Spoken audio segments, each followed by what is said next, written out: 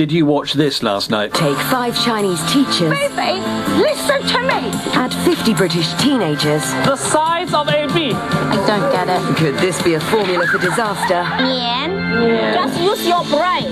What brain? No talking, no questions now.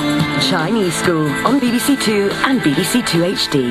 And last night was the second episode. It's made in our part of the world. It was the Bohunt School in Liphook, which gives it extra, relevance, I think. And I want to know what you think about that show. Did you watch it? And the question of our conversation this morning is the title of the programme. Are our kids tough enough?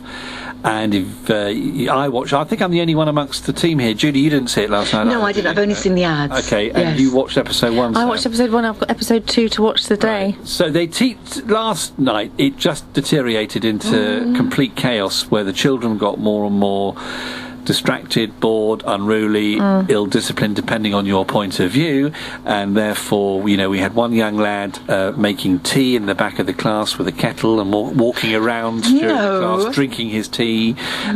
We had people just standing up, leaning against the notice. I mean, it was extraordinary. On the other side of it, as you were saying, Sam, this is a clash of cultures, because our youngsters don't have the same ethos as Chinese children do. No, and I hope it makes people understand, actually, how skilled our teachers are. That's the thing that crossed my mind as I watched it. I watched the children sitting in those rows with the teacher at the front, talking at them, and the fidget factor was phenomenal. And, I think we do have a very different style. For better or for worse, our children aren't brought up in that rigid way that the Chinese are used to. And I think our teachers do have to find lots of different ways to cope with the very many different ways that children learn. Because, for some children, they'll sit and copy out the telephone directory if you ask them to in silence. But there are plenty of other children who don't learn like that. I mean, you have to be adaptable.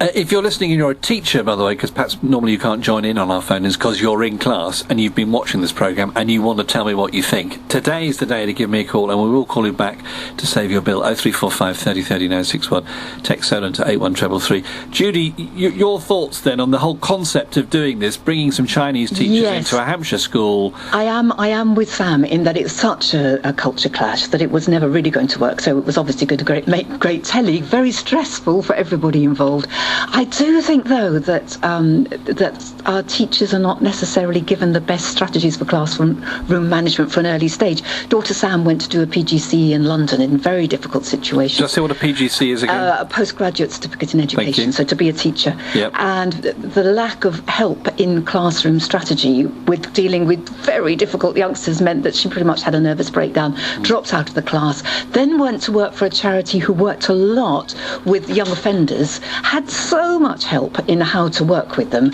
that she just wished she'd had that kind of help within the classroom situation. Well, clearly these Chinese teachers weren't being given a lot of help until the headmaster interceded and they had a meeting, and then the Chinese teacher was then distraught, and and they then filmed having dinner in tears, saying how they feel like they've let their country down and teaching down. It was just very really hard emotional for them. Very hard for them. I feel very sorry for them. Yes, but I would just say, lots of achievements come out of those Chinese systems, but they haven't had a Nobel Prize winner yet. So I'm still big up creative education. Yes, and they are saying actually that they are bringing in more creative ideas because they tend not to have people doing breakthroughs. They're very good at rote and things like that, but not technological breakthroughs. BBC Radio Solent with Julian Clegg. On the way, your reaction to episode 2 last night of the documentary that saw 5 Chinese teachers take over part of a Hampshire school. It's called Are Our Kids Tough Enough? I watched it all the way through last night. I normally go to sleep at 9 o'clock, but last night I was gripped by this. I watched the whole thing, and I want to know what you thought if you watched it. The programme makers describe it as a unique experiment. 5 teachers from China take over the education of 50 teenagers in a Hampshire school. But I asked the question this morning, are our kids tough enough? We'll talk more about that. Now, last night's Are Our Kids Tough Enough was an emotional rollercoaster. The Chinese teachers brought into the school in Hampshire to teach 50 children the Chinese way in tears. Children out of control in the classroom. I think it's fair to say embarrassed parents at a sort of parent-teachers evening at the end of the hour being told why paying attention was important. And was it doomed from the start or not? Dr. Stephen Curran from AE Tuition is on the show to give us his thoughts. Hi, Stephen. A week on good morning, Julian. From last week with your thoughts. Last night, what did you make of it? Well, it was predicted in a way, wasn't it? Because I sort of turned into a bear baiting pitch, really. And, of course, with year nines and no relationship with the teachers, I think made very good TV, but I think I saw it coming, really. There's so many things about last night that crossed my mind, and one of the emails has pointed out, of course, is obviously all the parents gave permission for their youngsters to be filmed, but of course that is now in the can forever. It does make you wonder about, a misdemeanor in the classroom at the age of... What age would they be, by the way, Stephen? 13, 14. Yeah.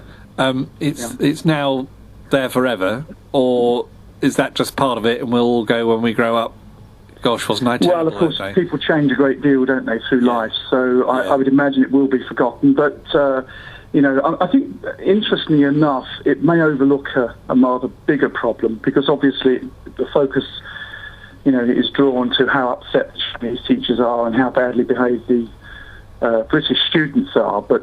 Well, there's also the head teacher, to be fair, for balance, and people who didn't see the show, there were lots of riders here. There's the moment where the head teacher goes in to watch the class, and obviously is very upset about the poor behaviour of the children, but as he walks out of the class with his deputy head or whatever, or head of education, he mutters as they go down the stairs, the teaching's truly awful. It reminded me of when I was at school, I'd have had my head on the desk after 20 minutes. Well, I think the problem as well is that when you've got very docile students, then you don't really need classroom management skills, and that's something which British teachers would focus a lot on in their training. I think the issue might be masking something much bigger, which of course is that when kids can't cope, they will act up. And obviously, maybe our kids are behind. They're not able to cope with a lot of information, and, that may be drawing us back to look at, the teaching of fundamentals in the classroom, in terms of numeracy and literacy, because many of those children are acting up because they just can't cope. You're going to mask that. I mean, and I agree, the teaching, of course, it's not the style of teaching we would see in the UK, so that would be a problem anyway. Just to put the different views on this that I'm already getting, at one extreme we've got people saying that's not the point, they're acting up because they're badly behaved, and actually it was only a 4-week experiment, they should have just behaved. Whether they liked the classes or not, the fact that it all broke down was an indication of lack of discipline. That's on one end. And the other end is Chinese children, where often most families in China can only have one child. Education becomes obsessive for parents. They put everything into their children, where they do hours and hours of homework every night, and they do more hours in the classroom, and it's almost like a kind of... how would you describe it, Stephen? A dictatorial regime in the classroom there?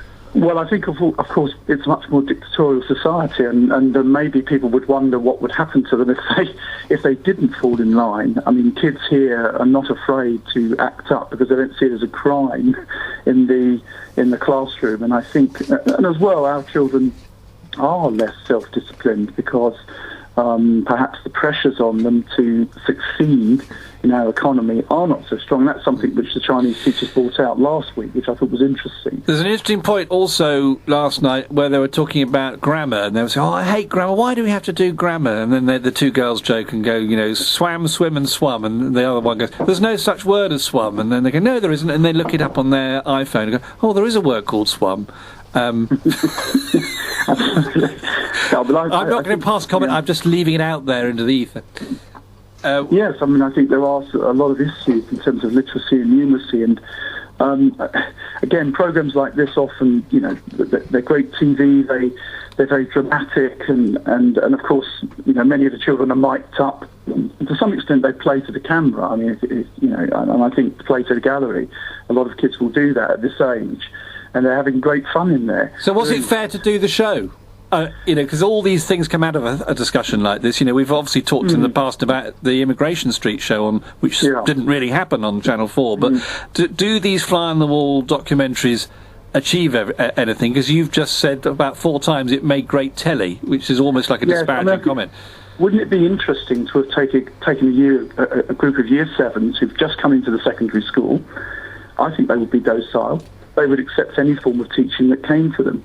So I think it's Year 9s are their hormones are going everywhere, and this is the group that they're given. They've got 4 weeks to make a relationship with these children. I mean, teaching is about relationship. You do build up over a period of time. A rapport with kids, and these Chinese teachers haven't done that at all. They haven't really had a chance to do it, to be fair to them. And of course, there are huge differences in the techniques and the way that we deliver lessons here, which the children are not used to. And I think, to some extent, playing up is more fun than doing the lesson. Stephen, we'll catch up again next week. I asked you our question in the morning, though. Are our kids tough enough? Yes or no? Well, I actually think they are. I think our kids are tough enough. But I think it's about expectations. It's about where our kids are at this moment. Right. Children across the world are all the same. Right. OK, I'll bear that in mind as we go through the hour. Stephen, thanks for coming on the show.